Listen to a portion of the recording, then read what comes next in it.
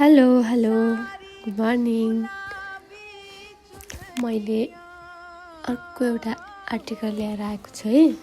त्यो पनि 2018कै हो। सबै पुरानो हो अनि नयाँ चाहिँ मेरो छैन, यो चाहिँ पुरानो नै हो। अनि खाना पाक्यो, खाना खानुभयो हजुरहरूले? मैले चाहिँ आज यो तरकारी बनाउँदै गर्दा भिडियो रेकर्ड गरेर राखेको थिएँ। अहिले चाहिँ भोइस ओभर गर्दैछु। यो चाहिँ बिहानको खाना है।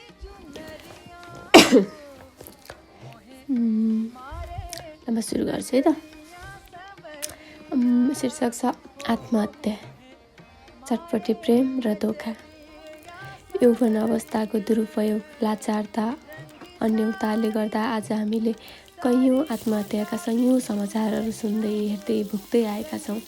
यस्ता सयौँ कथाहरू छन् जो हाम्रै उमेर अवस्थाका युवाहरूले भोगिरहेका छन्। एउटा मान्छे जन्मनु, हुर्कनु, विविध गतिविधिपछि अन्तमा मितिले मर्नु स्वाभाविक हो। तर आफैले आफ्नो ज्यान अकालमा फाल्नु जीवनकै ईश्वरीय अंशकै नियमको एउटा दुरुपयोग हो, यानि कि भ्रष्टाचार हो। यसलाई हामी भ्रष्टाचार भन्न नि सक्छौँ। जीवन सधैँ एकनास हुँदैन, न त हामीले चाहेको जस्तै उँभो हुन्छ। हरेक मान्छेलाई कुनै न कुनै बेला म मर्छु भन्ने लागेकै हुन्छ। यो स्वाभाविक नै हो, हामी मानिस हौँ नि त। तर मरिहाल्नुको लास्ट स्टेजमा पुग्नु एउटा दुर्भाग्य हो, दर्दनाक कुरा हो। कैयौँ मानिसहरू यही स्टेजमा पुगेर आफैलाई मारिदिन्छन्। कोही भने फर्किन्छन्, कोही सम्हालिन्छन् पनि। प्रेम सम्बन्ध, करियर, परिवार, समाज, डिप्रेसन, धन सम्पत्ति आदि इत्यादि जे कारणले पनि हुनसक्छ मान्छेले मृत्यु रोजेको हुन्छ। जति बुझेको किन नहोस्, पढे लेखेको किन नहोस्, खै मान्छेलाई कुन मोडमा कहाँ पुर्याउँछ केही थाहै हुँदैन। कुनै पनि कुरा बेहद हुनु नै त्यसको अन्त्येष्टि हो, थाहा छ नि। जब धेरै सीमाभन्दा अगाडि बढ्छ नि, त्यो सीमा सकिसकेपछि त्यसको कुनै असर नै रहँदैन। प्रेम सम्बन्धले निम्ति आएको दुर्घटनाबारे मैले यसमा केही लेख्दैछु। यो मेरा व्यक्तिगत विचार हुन्। कसैको जीवनमा मेल खाएमैसँग सहयोग मात्र हुनेछ र प्रतिक्रिया पनि दिनु होला है हजुरहरूले।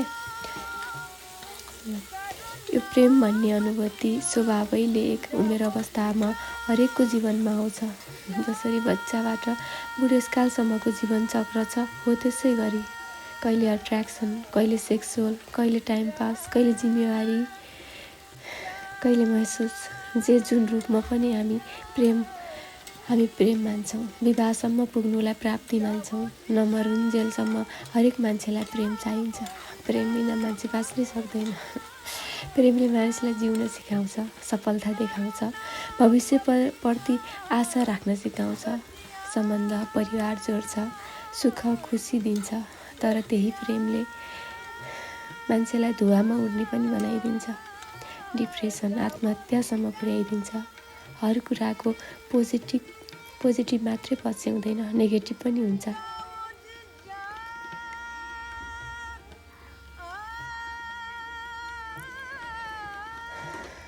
आजभोलि सुनिने न्युजहरूमध्ये आधा जति प्रेम सम्बन्धले निम्ति आएका सुसाइड केस देखिन्छन्।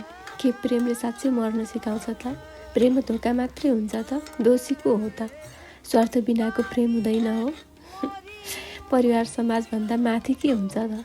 इत्यादि अनगन्ती प्रश्नहरूको खात बसेको छ मन मस्तिष्कमा। हुन त पहिले पनि यस्ता घटनाहरू नघटेका होइनन्, तर यति धेरै प्रचार थिएन र यतिको मनसाय पनि कम थियो, किनकि सञ्चार माध्यमको उपलब्धता नै थिएन। केटा र केटी बीच अनैतिक सम्बन्ध यति विधि थिएन। चिठीबाट प्रेम बसिरहेको हुन्थ्यो। भेटेर परेको लभ न हो। समाज यति खुल्ला पनि थिएन। मानिसहरूको आबादी यति धेरै पनि थिएन। सायद अहिले धेरै सजिलो छ। केटा र केटी बीच भेट्नु कुनै मुस्किल नै छैन। फेसबुक, मेसेन्जर, वाट्सएप, इमो, ट्विटर, इन्स्टाग्राम, भाइबर इत्यादि सञ्चार माध्यम साधन प्रशस्त छन्। तिम्रो लागि जे नि गर्छु म भन्नेको कमी नै हुँदैन। लभ पर्न त एउटा फेसन हो, जो बिना मान्छेहरूको अचेल हैसियत नै हुँदैन।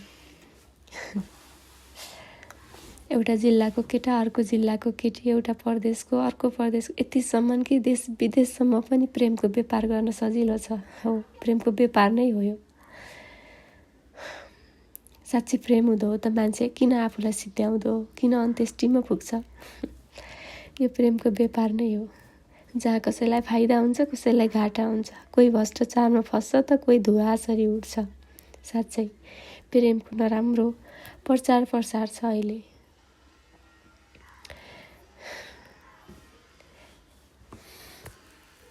कन्टिन्यू है त, म बाँकी अर्कोमा भन्छु। Bye bye, see you.